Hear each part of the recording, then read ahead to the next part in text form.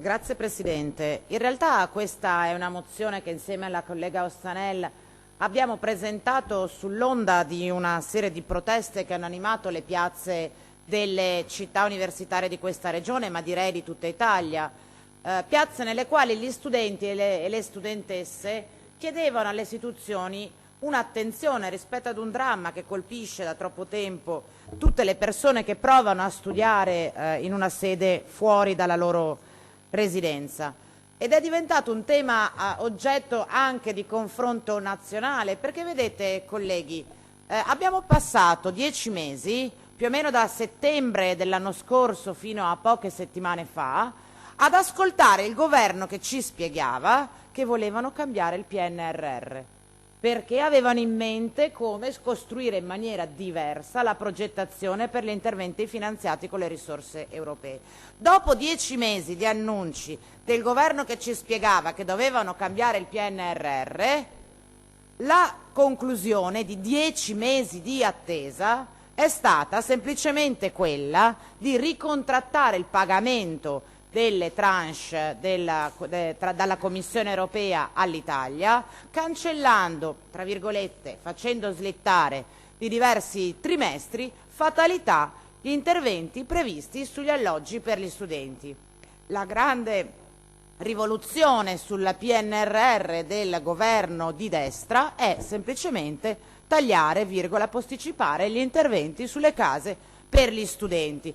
E perché questo governo è stato costretto a fare questo intervento? Perché si sono accorti che così come l'avevano impostati gli interventi a favore delle residenze per gli studenti, in realtà finivano per diventare interventi a favore dei privati che dovevano costruire alloggi tout court.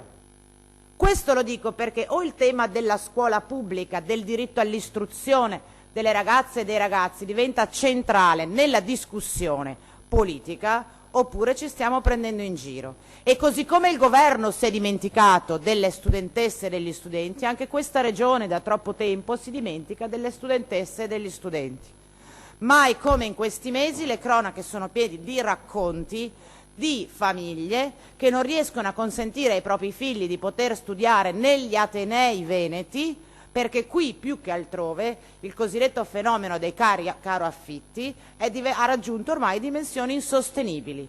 Le organizzazioni studentesche da tempo denunciano i costi proibitivi per una camera, ad esempio, nella città di Padova, e molte persone sono costrette a trasferire la sede dei propri studi in altre regioni, a proposito di emigrazione dal Veneto. Questo è uno degli argomenti attorno a cui dover costruire delle politiche pubbliche che facciano degli atenei della nostra regione, che già hanno delle performance ottimali grazie alla professionalità di chi le gestisce, anche l'opportunità di competere a pari armi con le altre regioni. Ora, siccome ho letto anche oggi con un certo livello di divertimento come la scuola sia piegata troppo spesso da questa regione strumentalmente sull'altare del feticcio che è l'autonomia, allora io mi chiedo perché il diritto allo studio, che è competenza esclusiva della regione sostanzialmente, non viene garantito qui. Che abbiamo invece le università, alcune delle università più prestigiose dell'Italia, non certo per merito della regione, perché se guardo le risorse che vengono destinate agli atenei veneti c'è da chiedersi come fanno a stare in piedi. Non tornerò sul tema delle borse di studio perché ci sarà tempo per farlo. Ora stiamo sul tema degli alloggi.